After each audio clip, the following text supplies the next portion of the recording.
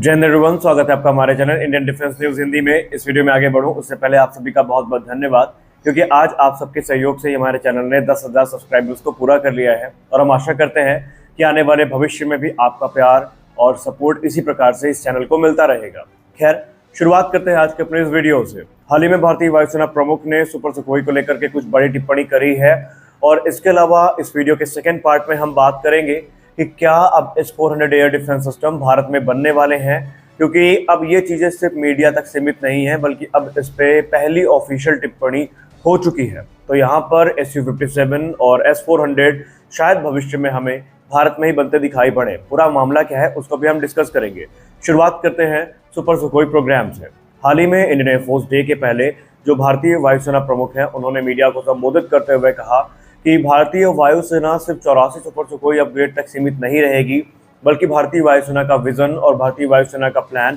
इससे भी ऊपर जाकर काम करने का है। उन्होंने कहा कि आने वाले निकट भविष्य में तकरीबन भारतीय वायुसेना की 75%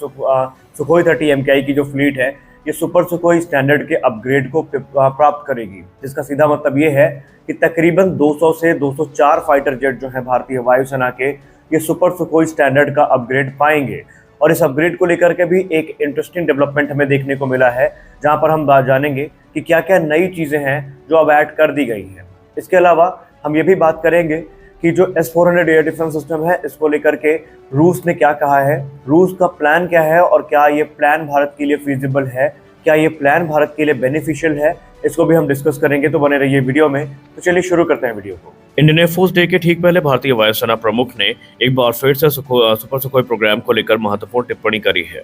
भारतीय वायुसेना प्रमुख ने यह कंफर्म कर दिया है कि अभी जो 84 सुखोई 30 MKI जेट्स को अपग्रेड दिया जा रहा है वो सिर्फ एक शुरुआती प्रकरण है और आने वाले भविष्य में इसके और भी जो उन्नत प्रकरण है वो हमें देखने को मिलेंगे, जहां पर दो अलग अलग फेजेस में भारतीय वायुसेना के अराउंड 75% जो सुखोई 30 MKI की फ्लीट है उसको सुपर सुखोई स्टैंडर्ड का जो अपग्रेड है वो दिया जाना है और इस अपग्रेड को सुपर 30 नाम से संबोधित किया जा रहा है। कुछ रिपोर्ट हालांकि ये भी दावा कर रही हैं कि भारतीय वायुसेना अपने कंप्लीट जो सुखोई 30 MKI की फ्लीट है उसको ये अपग्रेड देगा। हालांकि ये थोड़ा विरोधाभास लगता है, क्योंकि हम सब जानते हैं कि इन सभी 200 से ज़्यादा सुखोई 30 MKI में कुछ इनिशियल बैचेस के सुखोई भी हैं जिन्होंने अपने सर्विस लाइफ को लगभग कंप्लीट कर लिया है और उन्हें अब रिटायर होना है और संभावित है कि उनको ये अपग्रेड ना मिले। लेकिन हम ये भी कह सकते हैं कि तकरीबन 200 फाइटर जेट या उससे थोड़े ज़्यादा फाइटर जेट्स को सुपर सुखोई स्टैंडर्ड का जो अपग्रेड है वो मिलना है, जिसके बाद इंडियन एयरफोर्स ये कहती है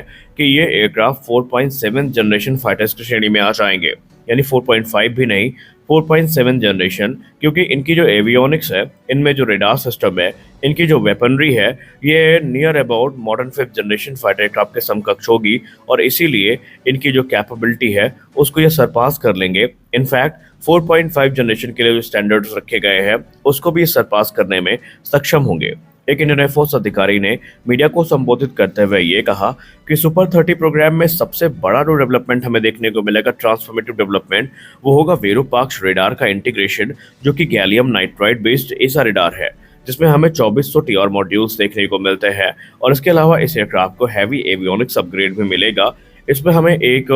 वाइड एरिया डिस्प्ले देखने को मिलने वाली है और ये सारी जो एडवांस टेक्नोलॉजी है ये इसे मॉडर्न 4.5 जनरेशन के एयरक्राफ्ट की कैटेगरी से ऊपर ला करके खड़ा कर देगी। इसके अलावा अगर हम बात करें तो भारतीय वायुसेना ने तकरीबन ये मान के चलिए ये ठान लिया है कि इन एयरक्राफ्ट को मीटियोर अपग्रेड भी मिलेगा। जी हाँ, MBDA मीटियोर, ये वही कंपनी है, यूरोपियन मिसाइल मैन्युफैक्चरर MBDA, जिसने 2013 और 14 के आसपास भारत में सुखोई 30 MKI जेट्स में मीटियोर इंटीग्रेशन को मना कर दिया था। या यूँ कह लें कि भारत ने जब इनिशियल प्रस्ताव दिया था कि आप इस मिसाइल का इंटीग्रेशन करने में सहायता करें, तो उन्होंने कहा था कि हम रशियन प्लेटफॉर्म में इस मिसाइल को इंटीग्रेट नहीं करेंगे। लेकिन अब क्योंकि इस प्लेटफॉर्म में जो रेडार है वो इंडियन है, जो एवियोनिक्स है वो इंडियन होगा, तो MBDA ने भी इस पे हामी भर दी है, ऐसा रिपोर्ट्स में बताया जा रहा है। इसके अलावा सुखोई 30 MKI को मल्टी कॉन्फ़िगरेशन का एनहांसमेंट मिलेगा, यानी मैन अनमैन टीमिंग की जो कैपेबिलिटी है वो भी इस एयरक्राफ्ट में हमें देखने को मिलेगी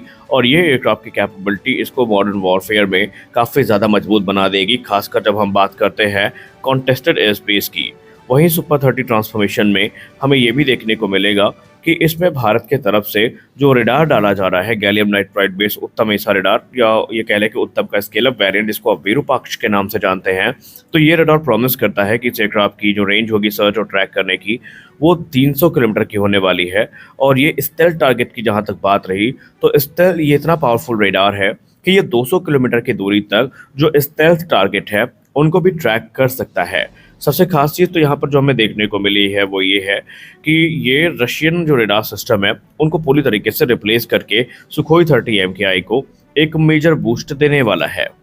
अब बात कर लेते हैं एवियोनिक्स और एआई इंटीग्रेशन की। एवियोनिक्स निसंदेह पूरी तरीके से बदलने वाली है और इसमें जो वाइड एरिया डिस्प्ले का इंटीग्रेशन है इसको काफ़ी ज़्यादा महत्वपूर्ण माना जा रहा है और सुखोई 30 MKI का कॉकपिट फुली डिजिटाइज्ड हो जाएगा। रिपोर्ट्स ऐसा बताती हैं कि सुखोई 30 MKI में एआई इन्फ्यूज्ड कॉकपिट देखने को मिलेगा, जो कि पायलट के वर्कलोड को काफ़ी ज़्यादा कम करेगा और उसका श्रेय जाता है इसकी ऑटोमेटिक रूटीन को, जहां पर इसमें जो प्राथमिकता के मिशन होंगे उसमें एआई पायलट्स की मदद करेगा। इसके अलावा अगर हम बात करें एआई के लेवल की, तो जी हाँ, इसमें कोई शक नहीं है कि इसमें AMCA का लेवल का तो एआई देखने को नहीं मिलेगा, लेकिन फिर भी ये एआई सुखोई 30 MKI के जो पायलट है उनके वर्कलोड को रिड्यूस करने में काफ़ी मदद करने वाला है। इसके अलावा इसमें भारत का स्वदेश निर्मित जो airborne self protection jammer pod है वो देखने को मिलेगा, जो कि रशियन सप्लाइड सिस्टम की तुलना में ज़्यादा एडवांस माना जाता है और ये इसको एक कह सकते हैं इसकी जो बैटल सर्वाइबिलिटी है उसको इन्हांस करने में काफ़ी मदद करेगा। वहीं एयरक्राफ्ट का जो डिजिटल फ्लाइट कंट्रोल कंप्यूटर है इसमें हमें एक हाइब्रिड इंडो रशियन सिस्टम देखने को मिलेगा, जो कि इसमें एक मेजर रिवैम्प होगा। क्योंकि DFCC की जहाँ तक बात रही तो ऐसा माना जा रहा है कि पहले यहाँ पर जो रशियन सिस्टम थे उसके तुलना में जो भारत ने बनाया है सिस्टम ये ज़्यादा एडवांस है, ज़्यादा पावरफुल है और इस सुखोई 30 MKI की कैपेबिलिटी को एनहांस करेगा। अब आइए बात कर लेते हैं रूस के बारे में कि रूस ने S-400 एयर डिफेंस सिस्टम को लेकर क्या बोला है। देखिए, मेक इन इंडिया इनिशिएटिव को एक बड़ा बूस्ट मिला है, जहां पर रशिया ने finally S-400 air defence system की जो क्रिटिकल टेक्नोलॉजी है उसको ट्रांसफर करने की हामी भर दी है। रिपोर्ट्स में बताया जा रहा है कि न सिर्फ भारत और रूस के बीच में 4 से 5 स्क्वाड्रन को लेकर बात चल रही है, बल्कि रूस ने इंडियन प्राइवेट सेक्टर की जो तलाश है वो भी करनी शुरू कर दी है ताकि इनका निर्माण भारत में किया जा सके। हिंदुस्तान टाइम्स की रिपोर्ट की बात माने तो भारत 5 एडिशनल स्क्वाड्रन की तरफ जा रहा है, जिनमें से 2 स्क्वाड्रन जो है ये डोमेस्टिकली प्रोड्यूस की जाएंगी और 3 को डायरेक्टली रूस की तरफ से भारत को ट्रांसफर किया जाएगा। S-400 एयर डिफेंस सिस्टम की इससे पहले जो डील हुई थी वो 2018 में हुई थी, जहां पर 5 स्क्वाड्रन्स को हमने $5.43 बिलियन की लागत पे खरीदा था, जिनमें से 3 अभी ऑपरेशनल हैं और बाकी की जो 2 हैं ये 2026 तक डिलीवर किए जाने की बात की गई है। और ये जो नई डील होने वाली है ये भी लगभग $5 बिलियन या उससे ज़्यादा की होने वाली है। वहीं इसके साथ ही साथ रशियन डेलीगेशन इस महीने के अंत तक भारत पहुंच जाएगा, जहां पर वो Su-57 को लेकर नासिक प्लांट का दौरा करेंगे और इस दौरान उन्हें हिंदुस्तान एरोनॉटिक्स लिमिटेड और आडा के अधिकारियों से बातचीत करने का मौका मिलेगा और दोनों देशों के बीच में Su-57 से जुड़े जो दूसरे फैक्टर्स हैं वो डिस्कस किए जाएंगे। ऐसा कह सकते हैं कि बताया जा रहा है अनुमान कि भारत इनमें से दोनों प्लेटफॉर्म्स को लेकर इंटरेस्टेड है और व्लादिमीर पुतिन के यानी कि रशियन प्रेसिडेंट के दौरे के दौरान चीज़ें फाइनलाइज होती नजर भी आ सकती हैं। तो इस वीडियो में बस इतना ही, मिलते हैं अगले वीडियो में, तब तक के लिए जय हिंद।